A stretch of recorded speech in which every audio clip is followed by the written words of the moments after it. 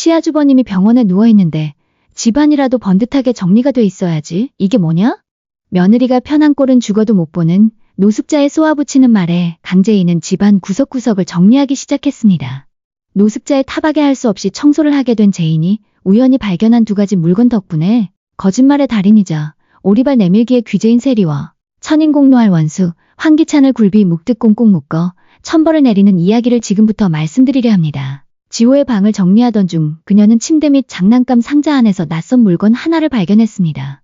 이게 뭐야? 떨리는 손으로 바지를 들어 올리는 순간 심장이 철렁 내려앉았습니다. 분홍색 바지, 선명하게 굳어붙은 검붉은 핏자국. 이거 세리 바지잖아. 그 순간 강재인은 화들짝 놀라며 눈빛이 바뀌었습니다. 그도 그럴 것이 이 분홍색 바지는 세리의 것이 분명해 보였고 침대 및 아무도 모르는 곳에 숨겨두었다는 것은 뭔가 구린내가 나는 물건이기 때문일 테니 말이죠. 재인의 입꼬리는 서서히 올라가고 눈동자는 차갑게 번뜩였습니다. 자기 아들 장난감 상자 안에 이걸 숨겨뒀다고? 강세리, 넌 사람이길 포기했구나. 쌓이고 쌓인 악행들이 사슬처럼 몸에 엉겨붙어 이제는 숨 쉴 틈조차 없는 너. 도대체 어떤 벌을 받아야 내 죗값이 갚아질까? 그렇게도 뻔뻔하게 고개 들고 사는 널 보면 낯짝이 참 두껍기도 하다. 기다려. 내가 쌓아올린 그 죄 하나하나 내가 발굴해서 너 무덤 앞에 던져줄 거야. 그 안에서 네가 이를 갈며 통곡하도록 내가 끝장내줄게. 재인은 손에 들린 피 묻은 바지를 보며 한참 동안 가만히 있었습니다.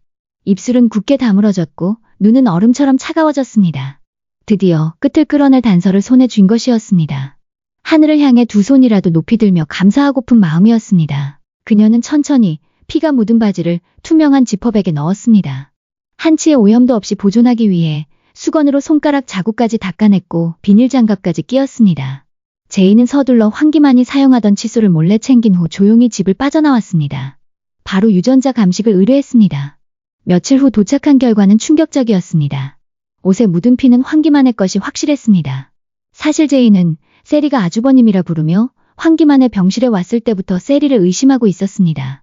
황씨 집안에 사고가 터졌다 하면 언제나 강세리가 연루돼 있었으니까요. 그래도 지도 인두껍을 쓴 사람인데 어찌 그런 일까지 벌였으리 했는데 역시나 기대를 저버리지 않는 강세리였습니다. 세리, 정말 내가? 하지만 의문은 여전했습니다. 강세리가 황기만을 해칠 만한 동기를 찾을 수가 없었습니다. 두 사람 사이에 특별한 원한이 있었다는 얘기도 들은 적이 없었습니다. 강재인은 혼란스러웠고 성급하게 이 사실을 황기찬에게 알리기 전에 세리가 황기만을 죽이려 한 이유를 먼저 알아내야 했습니다. 그렇지 않다면 황기찬은 재인의 말을 믿지 않을 수도 있으니까요.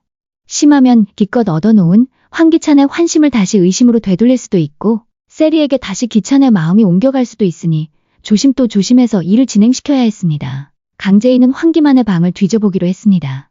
분명 뭐라도 단서가 될 만한 것을 찾을 수 있을지도 모릅니다. 마침내 재인은 황기만의 낡은 책상 서랍 속에서 유전자 검사지를 발견했습니다. 그것은 지호와 황기찬의 혈액형 검사 결과였습니다. 친자관계 불일치? 황지호 AB형, 그런데 황기찬은 O형. 지호가 황기찬의 아들이 아니란 말이야? 강재인은 눈을 질끈 감았습니다. 역대급 상상할 수도 없는 드라마 같은 일이 지금 눈앞에 펼쳐진 것이었습니다. O형 부모에게서 AB형 아이가 태어날 리 없었습니다. 이게 바로 세리가 황기만을 죽이려 했던 진짜 이유였습니다. 강세리, 하다 못해 이제 자식 가지고도 장난질을 쳐? 우리 은호 죽이고 네가 황기찬의 자식도 아닌 애를 황기찬의 아이로 둔갑시켜 내 모든 걸 가져갔어?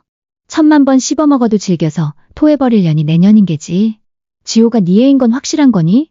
혹시 네 애도 아닌 애를 가져다 네 아이라고 황기찬 아이라고 속인 건 아닌 거니? 은호가 죽은 걸 생각하니 속에서 천불이 나는 강재인이었지만 진실을 알게 된 그녀는 깊은 고민에 빠졌습니다. 이 사실을 황기찬에게 알려야 할까? 하지만 그는 이미 세리를 정신병원에 보낸 상태였습니다. 아마 그 이상은 하지 않을 것이었습니다. 경찰에 넘길 가능성은 전혀 없었습니다. 만약 세리가 검찰에서 입을 열어 자신과 기찬이 저질렀던 모든 악행을 털어놓는다면 황기찬 역시 무사하지 못할 것이었습니다. 그는 그런 위험을 절대 감수하지 않을 사람이었습니다. 결국 이 사실을 말해봤자 세리는 벌을 받겠지만 기찬은 그대로 YL그룹의 대표로 재인 아버지가 남긴 유산을 다 가져갈 것이었습니다. 재인은 기찬을 몰아내고 아버지의 회사를 다시 찾아와야 했습니다. 강재인은 김도윤을 찾아갔습니다. 언제나 함께 고민을 나누던 사람이었습니다. 도윤 씨, 이 옷에서 나온 피, 황기만 것이었어요. 뭐라고요? 그리고 이건 지호 유전자 검사 결과예요. 황기찬은 O형인데 지호는 AB형이더라고요. 그래서 세리가 황기만을 죽이려고 계단에서 밀어버린 거고요. 정말 무서운 여자예요. 도윤의 얼굴이 굳어졌습니다. 강재인의 손에 들린 옷과 검사지를 바라보며 그 역시 무언가를 결심하는 듯한 눈빛을 보였습니다. 그럼 우리가 해야 할 일은 하나뿐이네요. 강재인이 고개를 끄덕였습니다. 맞아요. 우리 아버지. 그날 황기찬과 함께 있다가 쓰러졌는데 황기찬은 구급차도 부르지 않고 그냥 죽게 내버려뒀어요. 그 모든 상황이 아버지가 남긴 녹음기에 다 들어있어요. 이제 이 모든 걸 경찰에 넘겨야 해요. 녹음기와 함께요. 두 사람은 서로를 마주 보았습니다. 무거운 침묵이 흘렀지만 그 속에서 하나의 확고한 결심이 조용히 자리 잡고 있었습니다. 드디어 제이는 휴대폰을 꺼내 조용히 한 사람에게 전화를 걸었습니다. 통화 연결음이 2번 울린 뒤 상대가 전화를 받았습니다. 형사님, 저 강재인입니다. 제가 드릴 말씀이 있는데요. 이건 반드시 직접 만나서 보여드려야 할 것 같아요. 이번엔 확실한 증거입니다. 범인을 제가 찾았어요. 그녀는 그렇게 경찰서로 향했습니다. 그 손에는 피 묻은 바지가 담긴 지퍼백이 들려 있었고 그 표정에는 더 이상 흔들림이 없었습니다. 형사 정우진이 투명한 지퍼백 안에 분홍색 바지를 유심히 바라보고 있었습니다. 피가 말라붙은 자국이 바지 옆선을 따라 굳어 있었고 바지에는 여성의 채취가 희미하게 남아 있었습니다. 피 묻은 바지라 이게 그날 사고 현장에서 피해자가 붙잡고 있었다고요? 강재인은 고개를 끄덕였습니다. 황기만 씨가 계단에서 굴러 의식을 잃기 직전 그 바지를 잡은 것 같습니다. 당시 강세리는 그 자리에 있었고 바지엔 피가 묻었죠. 그녀가 바지를 버리지 못하고 아이 방에 숨겨뒀던 걸 제가 찾아냈어요. 정우진 형사의 표정이 굳어졌습니다. 그럼 이건 단순한 사고가 아니고 살인미수일 가능성도 있겠군요. 그 시각 강세리는 벌겋게 충혈된 눈으로 어떻게 하면 정신병원을 빠져나갈지 궁리에 궁리를 거듭하고 있었습니다. 숨겨둔 바지를 혹시 황기찬이 발견하기라도 하면 어떡하나 하는 걱정도 되었습니다. 나가면 제일 먼저 그 바지를 불태워야겠어. 지호한테 불태우라고 시킬까? 전화만 한 통 할 수 있어도 지호한테 옷을 버리라고 시킬 수 있는데 황기만이 깨어나는 건 아니겠지? 아니야, 못 깨어나 절대. 깨어나선 안 돼. 이게 다 제인이 그년 때문이야. 그년이 기억을 잃은 게 아니란 걸 기찬 씨에게 알려야 하는데. 아 맞다. 옷부터 버려야지. 아니야. 괜찮아. 그건 그냥 피 묻은 옷일 뿐이야. 그게 무슨 결정적인 증거라고. 괜찮아. 자신을 진정시키던 그때 병실 문이 벌컥 열렸습니다. 2명의 경찰이 들어섰고 그 뒤를 형사 정우진이 따랐습니다. 강세리 씨 맞죠? 강세리는 놀란 듯 자리에서 벌떡 일어났습니다. 왜요? 왜 또 무슨 일이죠? 정우진 형사가 차가운 눈빛으로 그녀를 바라보며 말했습니다. 지난 황기만 사고 사건과 관련해 새로운 증거가 나왔습니다. 강세리 씨, 진술이 필요합니다. 지금부터 참고인 조사에 응해주셔야겠습니다. 그 순간 세리의 두 눈이 흔들리기 시작했습니다. 저 아니에요.